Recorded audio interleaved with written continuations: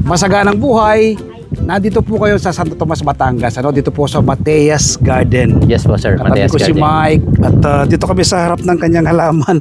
Mike, anong halaman ito? Ito po ang Valencia Orange sir. Valencia Orange. Ano po. bang lasa nito kapag hinog na? Ito yung premium variety ng orange sir. Matamis din po ito, galing po itong California. Sir. Aba, talaga? Nagbubunga po sa atin. Oo, kita nyo po mga kababayan, nakatanim lang po siya Sa drum. sa drum, pero napapabunga na po ni Mike, marami pa po rito mga rare variety. Inukot ko na nga po yan. Ang daming mga tanim ni Mike.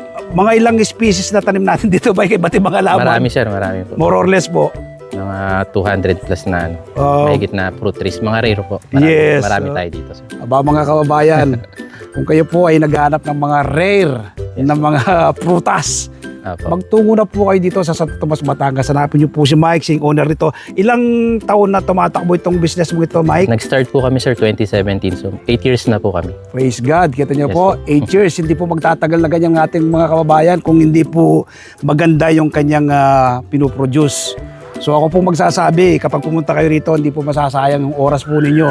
Kaya mula ngayong araw na mapanood nyo, sadyain nyo po si Mike, Mateas Garden. Plant and Tree Nursery sir. Plant and Tree Nursery. Yes, po. Dito po yan sa Santo Tomas, Batangas. Ikot ko po kayo. Ikutin lang natin dito, Mike. Ito, Yes, sir. itong ano Ito na naman mga sir, laman ang ito? sugar kiyat-kiyat sir. Ito naman po yung matamis na variety ng kiyat-kiyat. Oo. Nag-orange din po yan kapag hinog na. Yes. Mga kababayan, tingnan nyo po.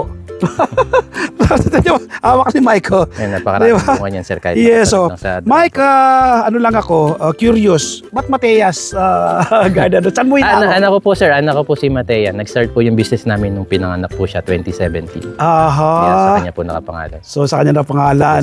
Anong dating trabaho mo dati? Ako po ay accountant sir. Accountant si Pero may Mike. po ay full-time farmer na. Yes, dinala siya ng Panginoon sa pagsasaka. Yes po. Dahil lang pagsasaka kasi 3 beses mo siya kailangan sa isang araw. Ang doktor kailangan mo pag may sakit tayo. Ang abogado kailangan pag may kaso. Ang pulis kailangan kapag may reklamo.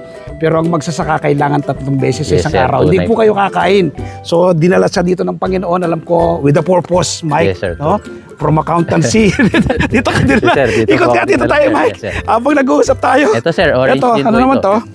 Ayan po Ito. ay orange din sir. Oo. Hamlin orange sir. Yes. Ito, ano Variety naman din ito? po. Ito naman ang Giant Abuser. Oo. Golden Emperor kay Mito. Kay me ito. Pero yellow siya, yellow yung bunga niya. Tingnan po mga kababayan, mga rare, no? Kakaiba po. Kakaiba. Ikot nga tayo. Isang palok dito si Mike. Sir, ito naman po ang Oo.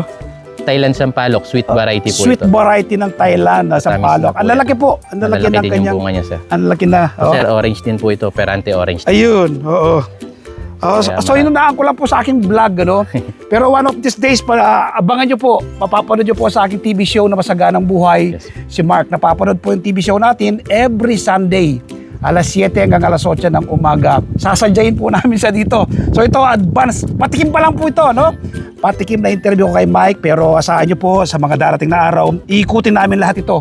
Itong kanyang mga tanim dito na sa ganon, magkaroon ng kamalayan yung mga kababayan natin sa mga malalayong lugar, pwede nyo pong tunguin dito sa Tomas, Batangas. Yes po. So don't forget, Mike, imbitan mo nga ating mga kababayan na pumunta rito. Yes po, pwede po kayong pumunta dito sa aming garden. Located po kami sa Barangay San Miguel, Santo Tomas, Batangas. Yes. Yan.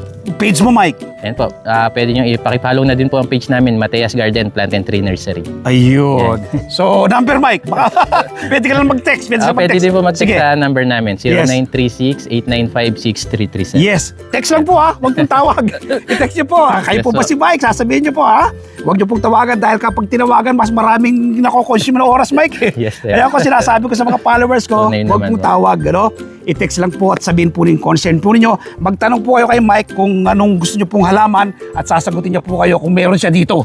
Yes, Kakaiba yung pong kanyang mga tanim. So don't forget, abangan nyo po sa mga susunod na araw ng linggo. I-guest ko po sa ating TV show si Mike. Happy farming po. Bye-bye. Yes, sir. God bless.